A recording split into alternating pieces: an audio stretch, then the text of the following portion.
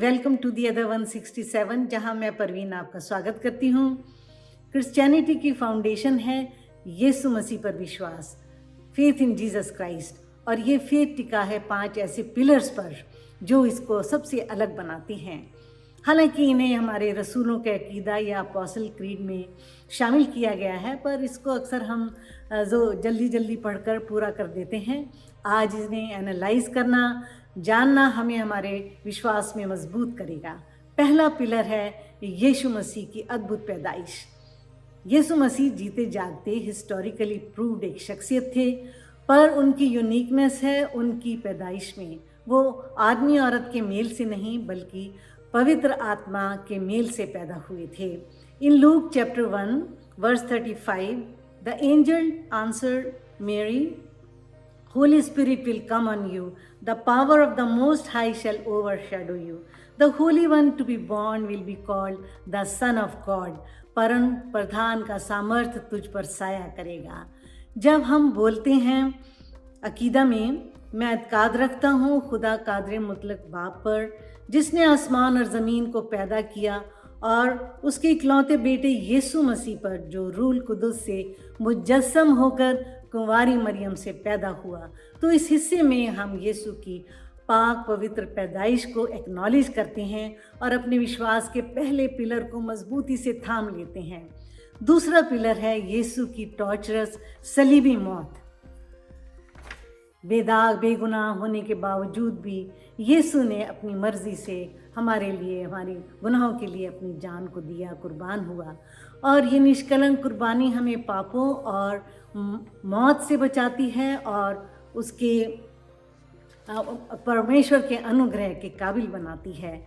बहुत से लोग इसे नकारते हैं, पर यीशु की मौत के बहुत से प्रूफ न्यू टेस्टामेंट में दिए गए हैं। जैसे मरकुस 15 अध्याय, पिलातुस हैरान हुआ कि यीशु इतनी जल्दी मर गया, और उसने सूबेदार को बुलाकर पूछा क्या उसको मरे देर हुई। जब उसने सूबेदार से हाल जान लिया तो शव यूसुफ को दिला दिया। इसके बाद है हमारा तीसरा पिलर, वो है यीशु का जी उठना, resurrection of Jesus Christ. That is our good news. Human history में यीशु ही एक ऐसा था जो खुद जिंदा हुआ, एक नए रूहानी जिस्म में लोगों को दिखाई दिया। लोगों ने उसे छू कर देखा, उसके साथ खाना खाया, बातचीत की। पहला कुरिन्थियों 15 अध्याय 6 में वर्ष में बताया गया है कि इन 40 दिनों में वो 500 लोगों को दिखाई दिया। अलग अलग समय में उसने उनको दर्शन दिया और होली स्पिरिट से अपने चेलों को नवाजा कि वो उसके जांबाज सिपाही बन गए। इसके बाद है चौथा पिलर हमारा यीशु का स्वर्ग में उठाया जाना, ascension to heaven. Acts 1 verse 9, after Jesus said this, he was taken up before their very eyes, and a cloud hid him from their sight. वो स्वर्ग में उठा लिए गए, और इसके एकदम बाद ही फरिश्तों ने आकर कहा, जिस रीति से तुमने यीशु को स्वर्ग में जाते देखा है, उसी रीति से वो फिर आएगा।